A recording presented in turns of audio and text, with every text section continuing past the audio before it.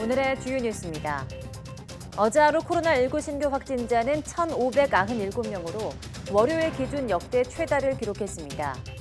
네 자릿수 신규 환자가 63일째 이어지고 있고 한동안 잠잠했던 수도권 확산세가 다시 거세질 조짐입니다. 7월 경상소재 흑자가 82억 1천만 달러로 집계돼서 15개월째 흑자를 이어갔습니다. 해상 화물 운송비가 급등하면서 운송소재 흑자가 역대 최대를 기록했습니다.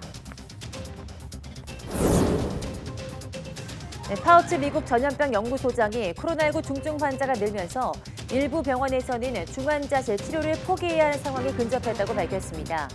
미국에선 전국적으로 중환자실의 80%가 환자로 찬 상태이며 이 가운데 3분의 1이 코로나19 환자입니다. 코로나19로 세계 2위 장수 국가인 이탈리아의 기대 수명이 줄었습니다. 이탈리아 통계청은 지난해 이탈리아인의 기대 수명이 코로나19 직전인 2019년도보다 1.2세 줄었다고 밝혔습니다.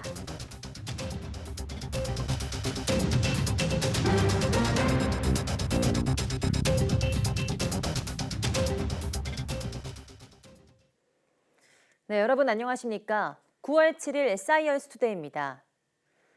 코로나19 신규 환자가 1,597명 발생해 월요일 발생 기준 역대 최다를 기록했습니다. 전날보다도 200명 이상 많아 주 중반 이후 검사 건수가 늘어난 수치가 반영되면 확진자가 급증할 가능성이 있습니다. 오늘 지역 발생은 1,563명, 해외 유입은 34명으로 집계됐습니다. 서울 477명, 경기 474명 등 수도권에서만 1,038명이 확진돼서 국내 환자의 66.4%를 차지했습니다. 비수도권 지역에서는 경남과 충남, 경북 등에서 확진자가 많이 나왔습니다. 숨진 사람은 3명 늘어 국내 사망 누적은 2,330명에 달합니다. 위중증 환자는 6명 늘어 현재 364명입니다.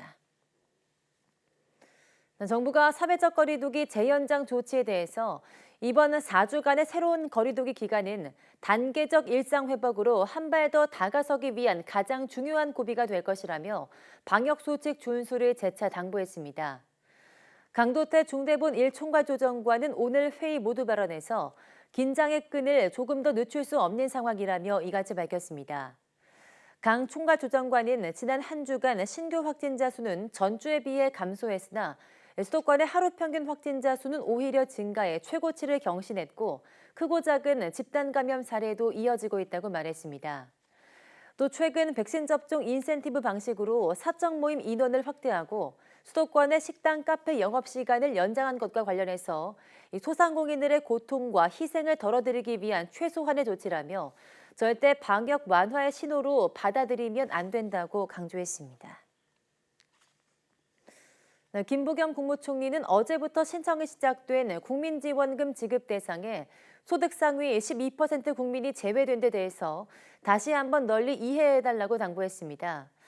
김 총리는 오늘 국무회의에서 지원금의 취지와 재정 여건 등을 고려했다며 이같이 양해를 구하고 추석 전 최대한 많은 국민이 혜택을 받을 수 있도록 보다 적극적으로 알려달라고 주문했습니다. 김 총리는 이와 함께 서울, 인천 등 전국 5개 도시철도 노조가 파업을 예고한 것과 관련해서 국민의 불편과 코로나19 방역 상황 등을 고려해서 파업을 자제하고 대화에 임해달라고 요청했습니다. 정부의 방역 조치 완화에 따라서 수도권 지역 식당과 카페 등이 어제부터 밤 10시까지 영업할 수 있게 됐죠. 대체로 반기는 분위기지만 한숨을 내쉬는 자영업자들도 적지 않았는데요. 김지환 기자가 첫날 현장을 돌아봤습니다. 밤 9시가 넘은 서울 홍대거리. 비가 오는 와중에도 거리를 오가는 사람들로 모처럼 활기가 돕니다. 수도권 지역 식당과 카페가 다시 밤 10시까지 영업할 수 있게 되면서 2주 전과 비교해 유동인구가 늘어난 겁니다. 시민들은 되찾은 시간에 대체로 반기는 분위기입니다.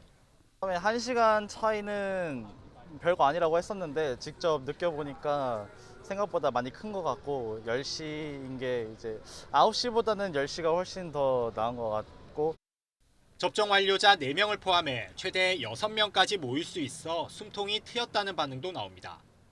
네, 많이 불편했죠.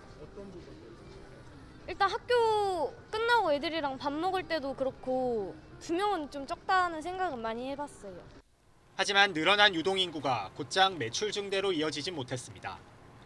비슷한 시각 고기와 술을 파는 식당 내부가 텅 비었습니다. 한창 손님을 맞이할 시간인데도 수저와 그릇을 정리하며 가게 마감을 준비합니다. 혹시나 했던 방역 완화 기대가 실망으로 바뀌자 밤 10시가 되기도 전에 문을 닫기로 한 겁니다.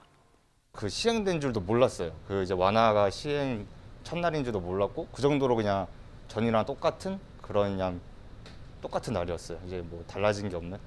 9시나 10시나 그런 1시간 차이 정도는 그냥 거의 없는 것 같아요. 인근 주점도 상황은 마찬가지. 손님 대부분이 젊은 층이라 접종을 마친 사람이 많지 않은 만큼 백신 인센티브에 대해서도 회의적입니다. 20대 애들 백신 맞은 애들 몇 명이나 있겠어요 지금. 여기는 홍대는 다 20대 애들인데 아마도 힘들 것 같은데요. 방역 조치에도 신음하는 상황만 이어졌다며 실효성 있는 해결책이 필요하다는 목소리가 높습니다. 시간 제한, 인원 제한만 현재 진행을 하고 있는데 현실적으로 시간 제한, 인원 제한을 했을 때 자영업자의 고충은 가중되고 있고 확진자 숫자가 실질적으로 눈에 띄게 줄어들지 않고 있어요. 완화와 강화를 반복하며 벌써 9주째 이어진 거리두기 4단계. 영업시간 연장 이후 코로나19가 더 확산할지 모른다는 걱정도 적지 않아 자영업자들은 여전히 마음을 놓지 못하고 있습니다. YTN 김지환입니다. 네, 코로나19 장기화 속 의료 인력과 관리 체계를 손봐야 한다는 지적이 계속되고 있습니다. YTN이 생활치료센터 실태를 분석해봤더니 의사와 간호사가 혼자서 환자 100명 안팎을 돌보고 있다는 결과가 나왔습니다. 김다은 기자가 보도합니다. 정한솔 간호사는 지난해 3차 유행 당시 생활치료센터 파견 근무를 결심했습니다. 2,000명가량 수용 가능한 시설이었는데 많게는 하루 200명에 가까운 환자가 새로 들어오기도 했습니다. 혹시 증상이 악화해 전원이 필요한 환자는 없는지 수시로 살피고 민원을 처리하다 보면 하루가 금방 갔습니다. 한 달 파견을 마친 정 간호사는 체계적이지 못한 관리 시스템이 아쉬웠다고 말합니다. 별로 거기는 사람들이 별로 안 중하니까 괜찮겠다라고 생각하는 게 아니라 중환으로 갑자기 변하는 것을 캐치할 수도 있고 그다음에 그걸 캐치하고서도 케어할 수 있는 능력을 가진 사람들이 저는 일을 했을 때 그 확진자들의 안전이 보장되는 곳이라고 생각을 합니다. YTN이 최근 생활치료센터 실태를 분석해봤습니다. 인력과 병상 수, 교대 근무 등을 고려했을 때 의사가 환자 평균 125명을, 간호사는 평균 79명을 전담하는 것으로 파악됐습니다.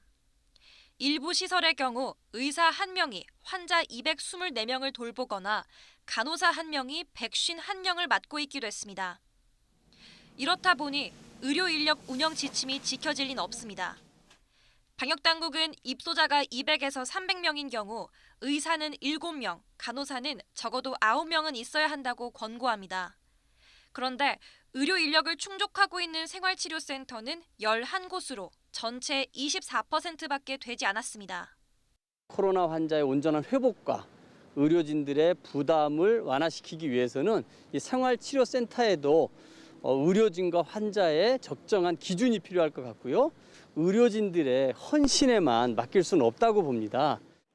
인력 확충도 중요하지만 잠깐 왔다 가는 임시 인력으로 메꾸는 건 언발의 오줌 누기 격이란 지적도 있습니다. 네, 인력 확충 이외에도 지금 생활치료센터에서 계시는 분 중에서 집에서 자가 격리 치료를 하는 그런 방안도 빨리 고려해서 그 부분도 좀 전면적으로 확충하는 부분도 반드시 필요하다고 생각합니다.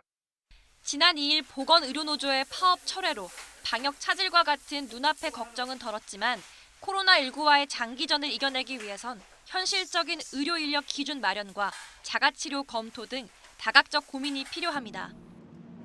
YTN 김다연입니다. 전국 보건의료노조와 복지부의 극적 합의에도 일부 병원 노조는 처우 개선을 요구하면서 개별 파업을 벌이고 있습니다.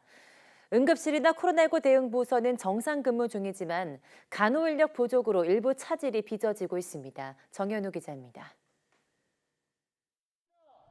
고려대학교 병원 노조가 대학 캠퍼스에서 결의대회를 열었습니다. 참가 인원은 간호사와 의료기사 등 의료진 1,100여 명. 직원이 자산이다. 자산에게 투자하라. 간호사들은 코로나19로 업무량이 늘었지만 병원 측의 인력 확충은 부족했다고 비판했습니다. 쉴 틈 없이 3교대 근무를 하고 있고 연차 사용도 자유롭지 않다고 호소했습니다. 휴일인데도 근무일수 보장하지 않는 것, 원치 않는 연차 사용, 이렇게 기본적인 것도 지켜지지 않는데 이것이야말로 우리를 부품 취급하는 것이고 우리 간호사들을 장기 군속이 불가능하게 만든다고 생각합니다. 노조는 비정규직 문제도 함께 지적했습니다. 의료기사 등 일부 직군은 비정규직 비율이 30%를 넘어가 고용 불안이 심각하다는 겁니다. 낮은 임금 인상률도 파업 이유입니다. 한 아이의 아버지로 계약직으로 들어왔습니다. 고용이 안정되지 않았기 때문에 저는 2년 동안 열심히 일하면서도 다른 병원을 계속 알아볼 수밖에 없었습니다. 현재 고려대 병원처럼 의료진이 파업을 이어가는 곳은 전국 7개 병원. 앞서 지난 2일 전국 보건의료노조가 총파업을 철회했지만 일부 개별 노조에서 처우 개선을 요구하면서 파업에 들어간 겁니다. 필수 인력의 파업 참여는 없어 코로나19 중증 환자 치료시설이나 응급실 운영에 문제가 없지만 일부 업무엔 차질이 빚어지고 있습니다. 일단은 수술 취소 정도 되고 있고요. 병동에서 이제 계신 간호사분들이 많이 빠지시다 보니까 케어가 어려울 것 같아서 저희가 취소를 하고 있어요. 보건의료노조는 파업 중인 병원 노조에 중앙임원과 노무사를 투입해 노사 합의를 위한 지원에 나선다는 계획입니다. YTN 정윤호입니다. 네, 서울시 전체 코로나19 확진자 가운데 외국인 비율이 지난 7월 6.3%에서 지난달 9.2% 수준으로 높아졌습니다. 서울 지역 외국인 등록 인구는 지난해 기준 24만 2,600여 명으로 전체 등록 인구 2.45%를 차지합니다. 이에 따라 서울시는 구로, 영등포, 용산 등 주요 외국인 밀집 지역에서 외국인 대상 백신 접종 선제 검사 독려 캠페인을 벌이기로 했습니다. 네, 몸무게가 불과 288g, 또 손바닥 크기였던 초미수가 건우가 1%도 되지 않는 생존 확률을 뚫고 퇴원했습니다. 국내에서 가장 작은 아기 건우는 반년 가까운 부모의 헌신과 의료진의 집중 치료 속에 기적을 만들어냈습니다. 보도에 이승윤 기자입니다.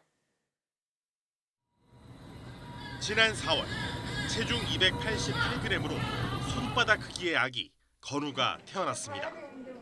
태아 시절 자궁 안에서 잘 자라지 못하면서 가망이 없다는 진단을 받았지만 부모는 포기하지 않고 경남 함안에서 서울 아산병원으로 달려와 제왕절개로 건우를 출산했습니다.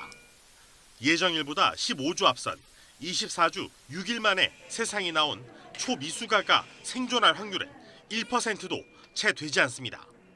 작은 주사 바늘을 써도 아기 팔뚝 길이와 비슷해 삽입이 어렵고 단 몇 방울의 체혈만으로도 빈혈이 발생하는 악조건 속에서 건우는 출생 직후 스스로 숨 쉴 수 없던 한계와 한 달 만에 찾아온 심장 정지 등 숱한 위기를 이겨냈습니다.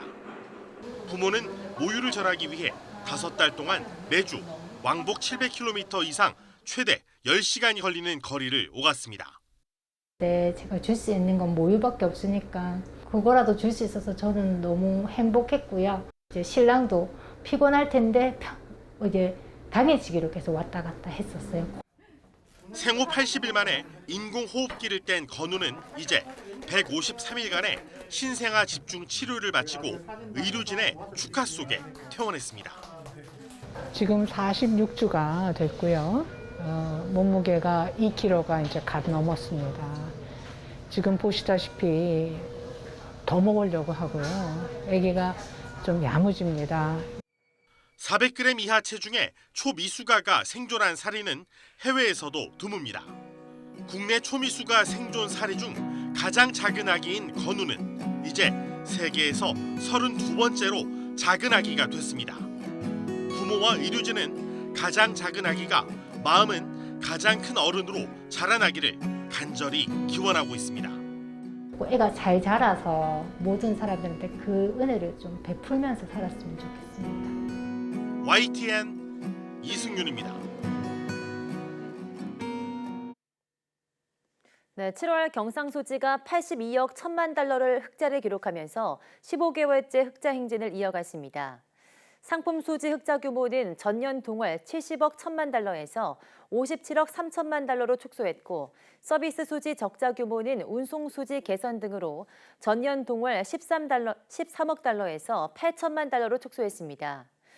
본원 소득 소지 흑자 규모는 배당 소득 증가로 전년 동월 16억 9천만 달러에서 28억 달러로 확대됐고, 이전 소득 수지는 2억 4천만 달러 적자를 기록했습니다.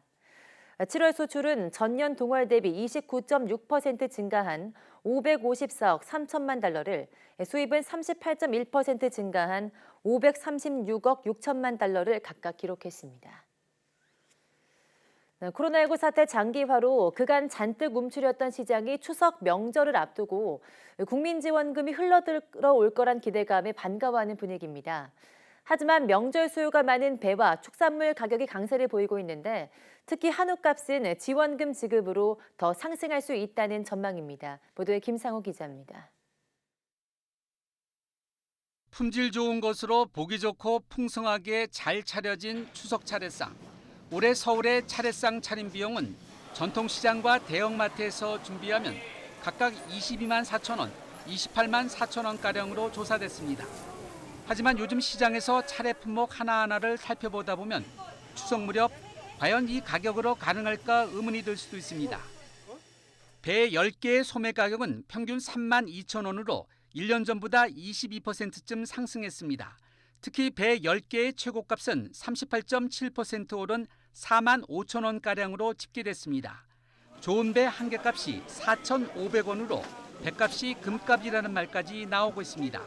사과 10개의 소매 가격은 평균 2만 5천 원으로 1년 전보다 8% 하락했으나 평년 가격보다는 8.7% 상승했습니다. 국거리용으로 주로 쓰이는 한우 양지 100g의 평균 소매 가격은 8,420원으로 6.4% 올랐고, 달걀 한 판 평균 소매 가격도 6,600원쯤으로 20% 상승했습니다. 8월 소비자 물가 상승률이 2.6%로 2달 연속 연중 최고치를 찍었는데, 5개월 연속 2%대의 상승률의 후폭풍이 여전히 가라앉지 않고 있는 것입니다. 전월과 비교해서는 채소와 과일 등을 중심으로 농산물 가격이 상승하면서 오름세가 확대되었습니다. 배와 사과의 출하량은 앞으로 지난해보다 증가할 것으로 보여 과일의 경우 추석이 임박하면 안정세를 보일 것으로 한국농촌경제연구원 농업관측센터가 전망했습니다. 하지만 한우 등의 경우 추석 성수기 도축 마리수가 평년보다 증가할 것으로 보이지만 최근 소비가 증가해서 축산물 가격 인하를 기대하기는 어렵고, 여기에 국민지원금 지급이 가격을 더 끌어올리는 변수로 작용할 수 있다고 내다봤습니다. 고기값은 정부가 국민 대상 지원금을 지급할 때마다 소비가 급증하면서 값이 더 올라서 정부 지원금 덕에 고깃집이 유난히 활기가 돈다는 말이 나왔습니다. YTN 김상호입니다.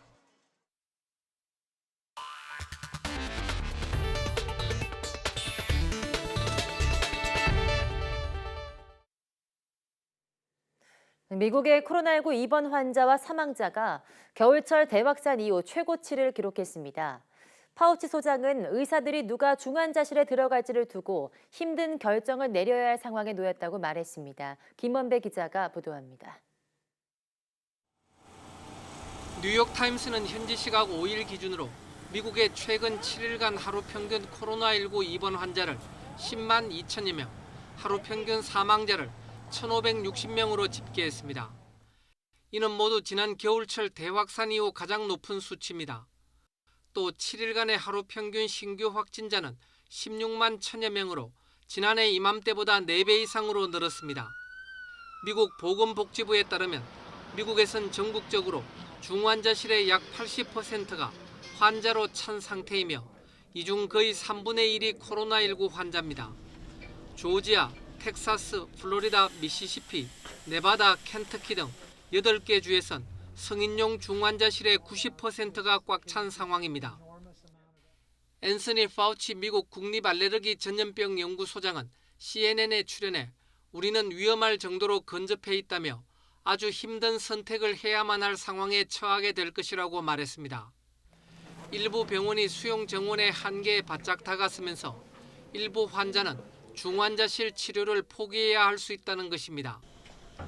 파우치 소장은 이런 상황을 피하기 위한 최선의 방책은 신규 감염을 막기 위해 할 수 있는 모든 것을 하는 것이라고 강조했습니다.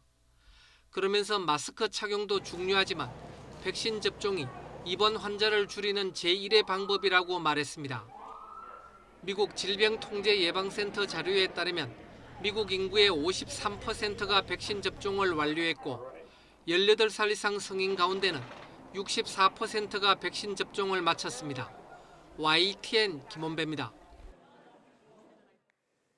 네, 미국이 코로나19 대유행 이후 취약계층 보호를 위해 도입한 사회 안전망이 속속 사라져 이들의 어려움을 키울 것이라는 우려가 나오고 있습니다.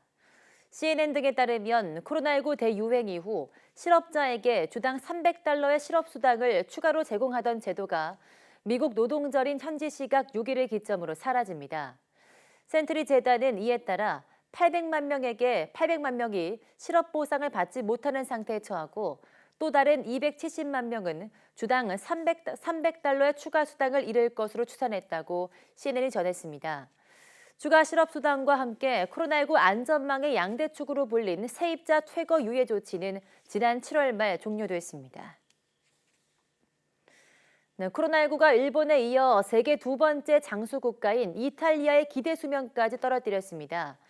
이탈리아 통계청은 지난해 이탈리아인의 기대 수명이 2019년 대비 1.2세 줄었다고 밝혔습니다. 기대 수명은 해당 연도 출생아가 앞으로 생존할 것으로 예상되는 평균 연수입니다.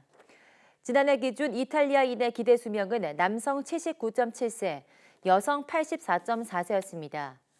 이탈리아 통계청은 코로나19 사태에 따른 사망 위험도의 급격한 상승이 기대 수명 단축에 영향을 미쳤다고 설명했습니다. 지난해 코로나19 최대 피해 지역으로 꼽히는 북부 베르가모는 남성의 기대 수명이 4.3에서 4.5세, 여성이 2.9에서 3.2세 각각 낮아져 전국에서 하락폭이 가장 컸습니다. 주요 20개국 G20 보건장관들이 저개발국에 코로나19 백신을 배분하는 데 더 힘쓰기로 의견을 모았습니다.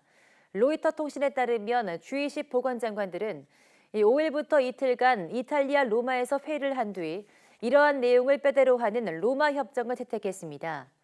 11페이지 분량의 로마 협정에는 코로나19로 심대한 타격을 받은 가난한 나라에 보건 경제적 지원을 강화하고 이들 국가에 더 많은 백신을 보낸다는 정치적 합의가 포함되어 있습니다.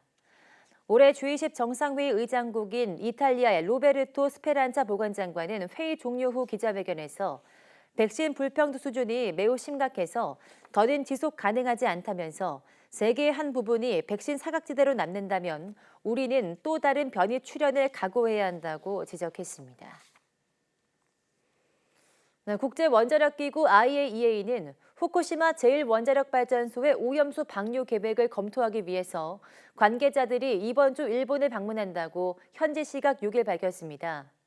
리디 에브라르 IAEA 사무차장이 이끄는 IAEA팀은 도쿄에서 일본 원자력규제청과 경제산업성, 외무성의 고위 관계자들을 만날 예정입니다. 또 후쿠시마 제1원자대 방문해서 전문가들과 기술적 세부 사항 등을 논의한 뒤 오는 9일 일본에서 기자회견을 열 계획입니다. 라파엘 그로시 IAEA 사무총장은 IAEA는 향후 수십 년 동안 물을 방류하는 모든 작업이 국제적 안전 기준에 부합하는 방식으로 진행되는 것을 보장하기 위해서 일본을 지원하고 있다고 말했습니다.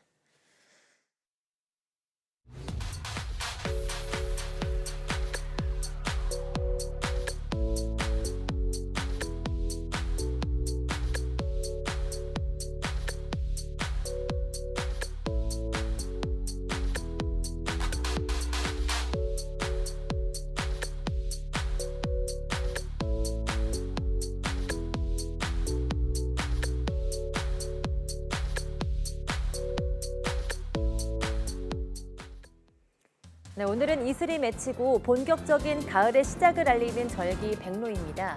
이제는 정말 완연한 가을인데요. 이맘때 갑작스러운 기온 변화로 감기나 비염 등 각종 질환에 노출되기 쉽습니다. 얇은 겉옷을 챙겨서 적절한 체온을 유지하고 따뜻한 물도 자주 마시는 게 좋습니다. 환절기 건강 잘 챙기시기 바랍니다. 뉴스 마칩니다. 함께해 주신 여러분 고맙습니다.